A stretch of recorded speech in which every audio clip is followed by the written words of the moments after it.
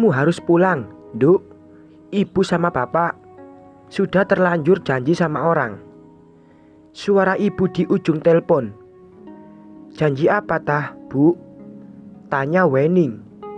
Janji mau jodohin kamu sama anak temen bapak. Jelas ibu. Loh, kok ibu sama bapak gak kompromi dulu sama aku? Gadis itu mencoba protes. Bapak ibumu sudah tua, Duk.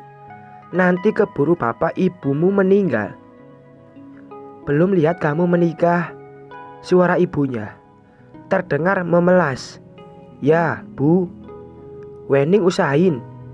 Gadis yang hampir berusia 30 itu pun luluh hatinya mendengar alasan ibunya menyuruhnya pulang. Wening bekerja di kota industri. Di usianya kini, dia belum juga mendapatkan jodoh. Mungkin karena terlalu sibuk bekerja, atau mungkin jam kerjanya yang tidak memungkinkan untuk sering bersosialisasi. Tetapi gadis itu selalu berpositif thinking bahwa jodoh, maut, rezeki sudah ada yang mengatur. Tidak dengan orang tuanya. Mereka khawatir tidak bisa melihat anaknya menikah sampai menghadap Yang Maha Kuasa. Pagi itu, Wening menuju kampungnya di daerah Pekalongan. Tapi karena tidak kebagian tiket, akhirnya dia naik bis jurusan Semarang. Nantinya turun di Pekalongan. Ketika di dalam bis, ternyata dia bersebelahan dengan laki-laki. Maaf, Mas, saya duduk di sini, ujar Wening. Oh iya, Mbak, di dekat jendela sana. Biar saya yang di pinggir, sambut laki-laki itu. Iya, makasih, Mas. Pulang kemana, Mbak? Pekalongan, jawabnya, masih dengan menunduk. Tak berani menatap laki-laki yang di sampingnya itu. Oh ya, namaku Gilang. Laki-laki itu mengajak kenalan tanpa jabat tangan dan mulai bicara dengan aku kamu. Wening, jawab gadis itu. Lagi-lagi masih dengan memandang jendela. Sepanjang perjalanan, mereka ngobrol tentang banyak hal, dari masalah kerjaan, keluarga, kisah hidup mereka di rantau. Usia Gilang 2 tahun lebih muda dari Wening, tapi lelaki itu terlihat lebih dewasa dari Wening. Dari cara bicara, penampilan, dan cara menghadapi masalah, dia terlihat lebih bijaksana. Waktu bis transit, mereka makan berdua di rest area sambil bercerita makanan kesukaan mereka masing-masing. Mereka pun saling bertukar nomor WhatsApp, bertukar akun medsos. Sepertinya Wening lupa jika kepulangannya adalah untuk dijodohkan. Dalam perjalanan malah bertemu orang yang mampu membuat hatinya berbunga-bunga. Sayang, sepertinya bakalan ambiar hatinya.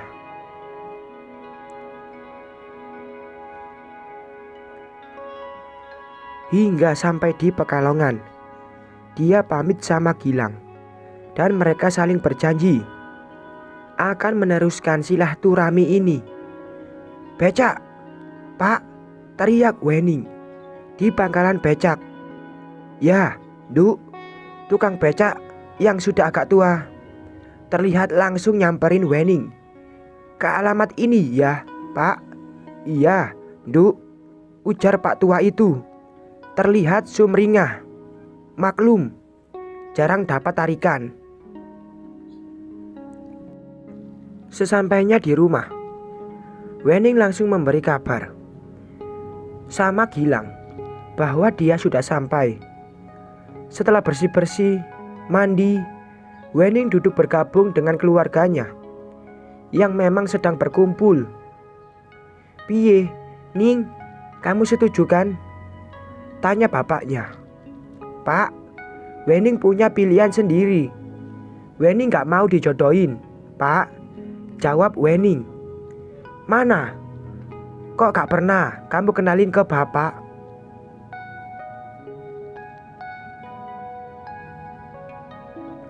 Wening hanya diam. Dia tak bisa menjelaskan apa-apa karena memang pilihan hatinya. Baru saja ditemui di bis pulang tadi. Bapak sudah terlanjur janji. Kamu gak mau bikin bapakmu ini malu kan? Emangnya bapak sudah pernah ketemu orangnya? Bagaimana orangnya? Mau apa tidak sama Wening?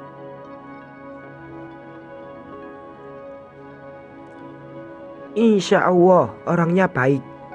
Buktinya dia juga mau nurut sama orang tuanya untuk dijodohin sama kamu. Terserah bapak lah. Wening nurut saja. Yang penting bapak seneng, jawab wanita muda itu pasrah dengan raut muka yang menunjukkan kesedihan. Wening masuk kamar untuk tidur, tapi dia tidak bisa memejamkan mata. Dia masih teringat sama Gilang. Kenapa harus dipertemukan kalau hanya untuk dipisahkan? Cip, cip, cip. Tiba-tiba WhatsApp Wening berbunyi. Rupanya dari Gilang. "Udah tidur belum?" "Belum." Disertai emotsen sedih. "Kenapa?" Wening pun bercerita panjang lebar tentang keinginan bapaknya. Tanpa malu, dia menumpahkan semua perasaannya. Walaupun dia tahu semua gak ada gunanya. "Sabar ya, kamu ikutin dulu keinginan orang tua kamu. Anggap saja kamu balas budi kebaikan mereka selama ini. Percayalah, jodoh itu di tangan Allah. Manusia hanya berencana, tetapi Allah yang menentukannya." Dari kata-katanya yang bijaksana, sepertinya Gilang ikut merasakan apa yang dirasakan Wening. Hampir seperti kata-kata orang yang pasrah. "Ya sudah malam. Lebih baik kamu istirahat." "Iya, makasih ya, Lang. Kamu selalu mau mendengarkan aku." "Iya, sama-sama Tuan Putri. Saya siap mendengarkan. Kapan saja Tuan Putri mau curhat."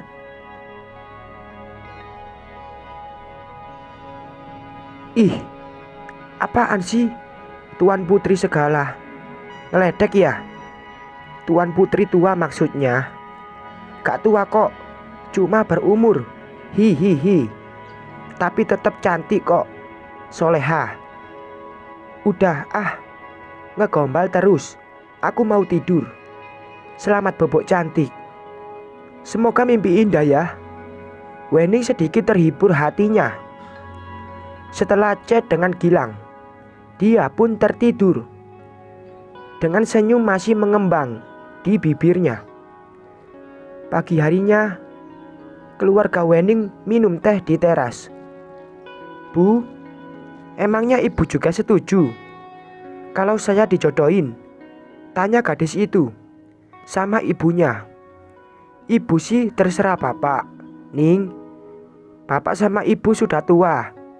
Takut gak bisa nemuin kamu berkeluarga. Tinggal kamu satu-satunya anak ibu sama bapak yang belum menikah." Ibunya Wening menjelaskan. 2 hari lagi keluarga mereka akan datang ke sini, Ning. Kita siap-siap saja, tambah bapaknya Wening. "Ya wis lah, Pak, Bu, aku manut saja. Semoga ini menjadi bakti Wening buat ibu sama bapak. Wening mulai menuruti saran Gilang tanpa banyak tanya lagi dari mana asal calon jodohnya, seperti apa orangnya. Sudah tidak minat lagi dia membicarakan calon jodohnya itu. Selama 2 hari menunggu kedatangan keluarga teman bapaknya, Wening terus saja berdoa agar bapaknya mau mengurungkan niatnya, karena dia masih berharap bisa berjodoh dengan Gilang. Sholat istikharah, sholat tahajud, sholat duha dijadikan tempat untuk berdoa kepada Allah.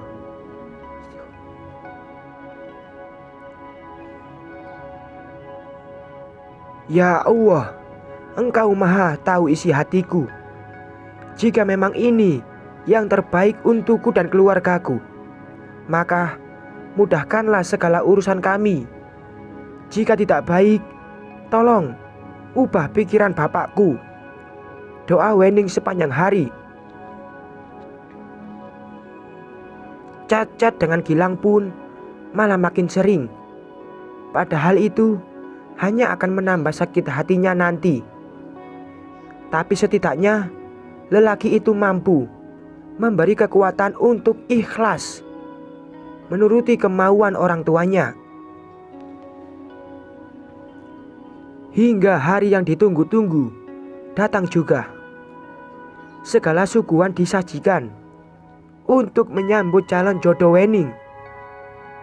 Sebuah mobil parkir di halaman rumah Wening. Dak dikduk jantung Wening rasanya. Masih gak percaya jika ini semua harus terjadi. Kedua keluarga sudah saling tegur sapa, tapi Wening masih di dalam kamar, mondar-mandir. Entah apa yang dia pikirkan. Wening, buruan Duk, tamu kita sudah datang. Suara ibunya di depan pintu kamarnya. Iya Bu, sebentar. Wening sedikit lagi rapi. Gadis manis berkulit putih itu berbohong ke ibunya. Dia gelisah, padahal sudah rapi dari tadi. Dia membuka WhatsApp. Selamat tinggal Gilang. Hari ini aku akan menjadi milik orang lain. Aku pasrah. Semoga kamu cepat menemukan tambatan hatimu. Isi WhatsApp Wening, namun hanya tanda checklist. Akhirnya Wening menguatkan diri untuk menemui keluarga calon jodohnya. Masih dengan menunduk, dia menyalami calon mertuanya itu. Lalu tiba-tiba matanya bertemu dengan mata yang selama ini selalu ada dalam mimpinya. Loh, kok ada kamu, Gilang? Tanya Wening. Loh, kalian sudah saling kenal? Tanya ibu dan bapaknya Wening. Iya, ini Gilang yang mau dijodohkan sama nak Wening, sahut ibunya Gilang. Wening terbelalak. Begitu juga dengan Gilang. Dia tak mampu berkata apa-apa lagi. Tiba-tiba air matanya meluncur dengan derasnya. Dia menangis bahagia. Ya Allah, ampuni aku, sudah berprasangka buruk padamu. Sekarang aku mengerti arti semua ini. Terima kasih ya Allah. Wening beristighfar berkali-kali, mengingat hari-hari kemarin yang seperti neraka ternyata adalah jalan ke surga. Bagaimana jadinya? Apa nak Wening mau dengan Gilang? Tanya ibunya Gilang. Gilang bagaimana? Apa mau sama Wening? Tanya ibunya Gilang juga. Mereka berdua tak menjawab sepatah kata pun, tapi senyum lebar mereka sudah menandakan kesedihan mereka. Sekian.